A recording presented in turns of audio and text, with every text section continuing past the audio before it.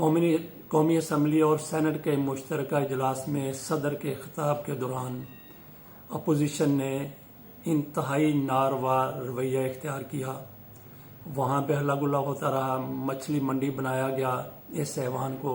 وہاں پہ دوسری دنیا کے لوگ بھی موجود تھے، سفیر موجود تھے، فوجی قیادت وہاں پہ موجود تھی۔ Army chief general Qamar Javed Bajwa وہ سعودی مشیر دفاع کے ساتھ ملاقات میں مصروف تھے، ان کے ساتھ مذاکرات ہو رہے تھے، وہ اجلاس میں شرکت کے لیے نہیں آئے۔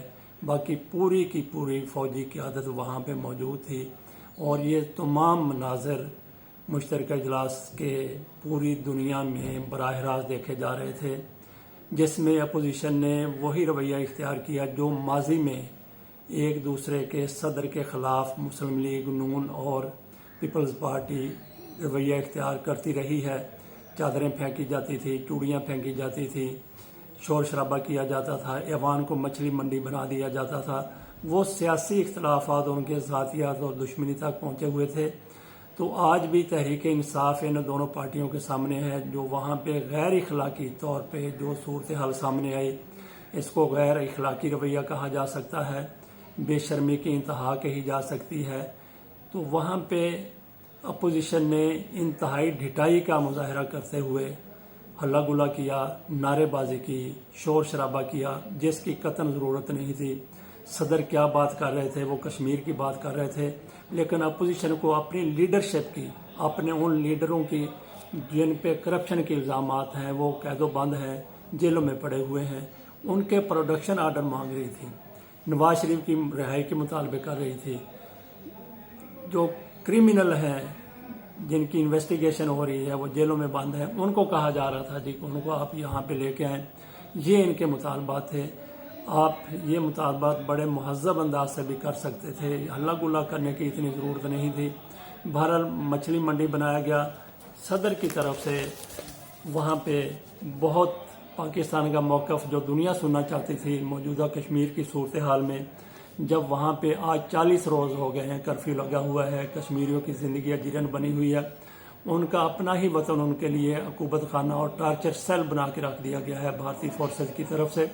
وہ یہی بات کر رہے تھے، دنیا کو یہی بتا رہے تھے کہ کشمیر میں کیسا غیر انسانی سلوک کر رہی ہے بھارتی فورسز، لیکن اپوزیشن نے وہاں پہ اتنا ہلا گلا کیا کہ کان پڑی آواز سنائی نہیں دے رہی تھی۔ اپوزیشن کا احتجاج جاری رہا۔ بہرحال صدر نے اپنی بات کی اور ڈٹ کر بات کی، کھل کر بات کی۔ انہوں نے کاغذوں سے پڑھا بھی نہیں ہے، زبانی انہوں نے ساری بات کی۔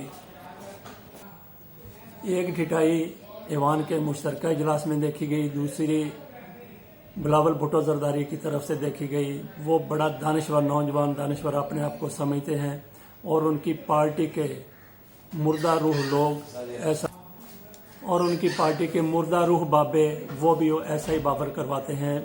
ان کو بھی شرم نہیں آتی کہ ایک بچہ جس کی عمر ابھی کھیلنے کی ہے، کھلنڈرا ہے، اس کو کوئی عقل نہیں ہے، کوئی سمجھ نہیں ہے، کوئی بوجھ نہیں ہے، اس کے آگے ہاتھ باندھ کے کھڑے ہوتے ہیں۔ ان کو تو اس بچے کیا اتالیق بننے کی ضرورت ہے، اس کا استاد بننے کی ضرورت ہے، لیکن وہ اس کو ارسطو اور افلاطون سمجھ کے اس کے آگے دو زانوں بیٹھے ہوتے ہیں۔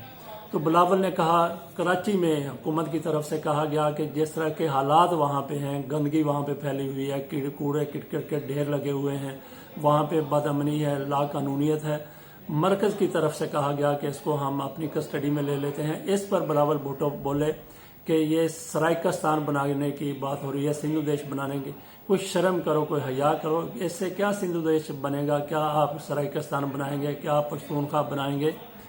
تو یہ بلاول کی ایسی لوگ جب سامنے آ جاتے ہیں، بڑے عہدوں پہ پہنچ جاتے ہیں، تو وہی ملک کی تباہی کا اسباب بنتے ہیں، جن میں اتنی اہلیت نہیں ہوتی، اتنی صلاحیت نہیں ہوتی۔ تو اپوزیشن بہرحال حکومت کو گرانے کے لیے کسی بھی حد تک جانے کا وہ مینڈیٹ رکھتی ہے، حق رکھتی ہے، لیکن اپنے قومی مفاد کی کچھ تو حیا کریں، کوئی شرم کریں، کوئی اخلاقیات کا مظاہرہ کریں، اپنی قوم کی بات وہ تو سنیں، صدر کی بات تو سنیں۔ یہ نہ دیکھیں کہ صدر کون ہے، یہ دیکھیں گے وہ کہہ کیا رہا ہے۔ وہ کشمیر کی بات کر رہے تھے۔ اللہ تعالیٰ اس اپوزیشن کو عقل سلیم عطا فرمائے۔